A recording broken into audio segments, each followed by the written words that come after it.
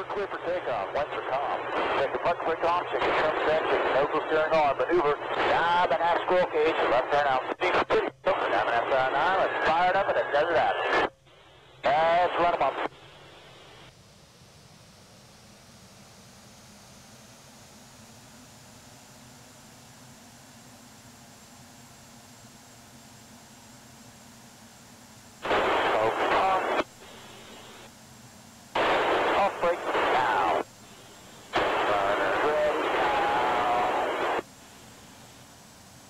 Welcome to the FSX Blue Angels radio tutorial. In this tutorial, we will cover the basic operation of both the communication and navigation radios found on board the Microsoft Flight Simulator Acceleration Boeing FA-18A Hornet. First, we will cover the operation of the Hornet's communications or comms radio. The FA-18 has two radios, comms 1 and comms 2. Although the Hornet has two radios, only one can be used at any given time to transmit and receive.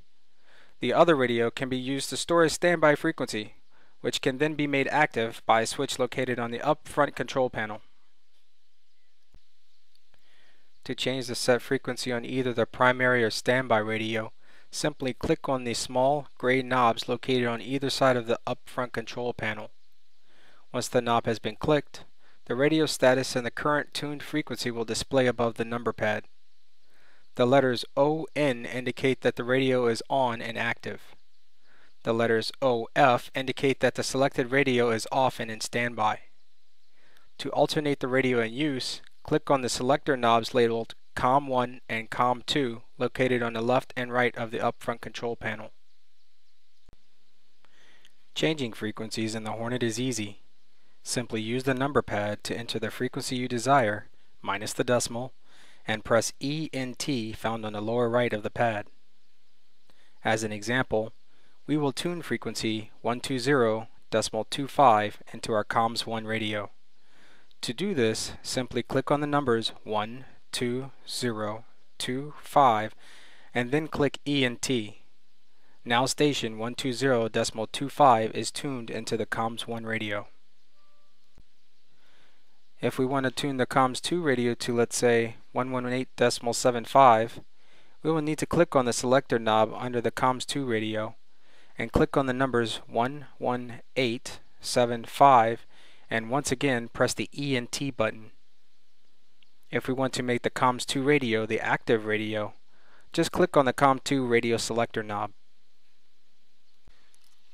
In order to change the transponder code, or squawk in the Acceleration Hornet, click on the button marked IFF, short for Identify Friend or Foe.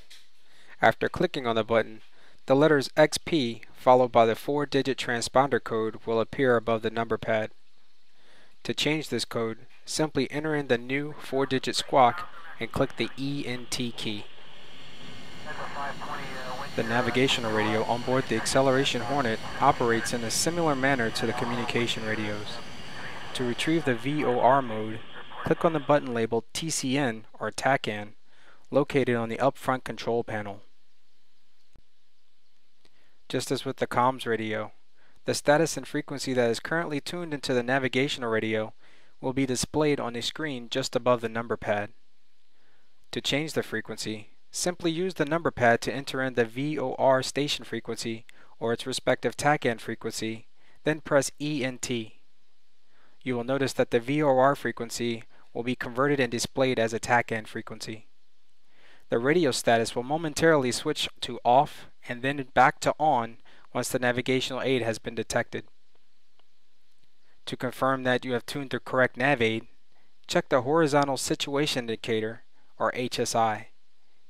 On the top left of the display, you will notice the nav aid identifier along with the current radio and distance from the station.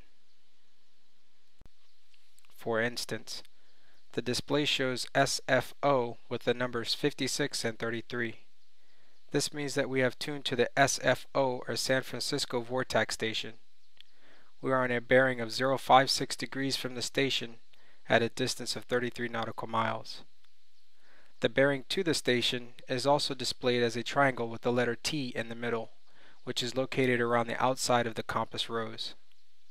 The same entry method can be used for tuning the ILS and beacon frequencies as well. Simply press on the corresponding button located on the upfront control panel and enter the frequencies as previously described. Some of the navigational information can be displayed on the heads-up display, or HUD. To accomplish this, click on the buttons next to the letters TCN, WPT, or ILS located on the HSI. Once selected, the bearing, distance, and estimated time en route will be displayed on the HUD. The localizer and glide slope information will also be displayed if the ILS mode is selected. This concludes our communications and navigation radio tutorial. If you have any questions, feel free to contact any of our team members at www.fsxblueangels.com.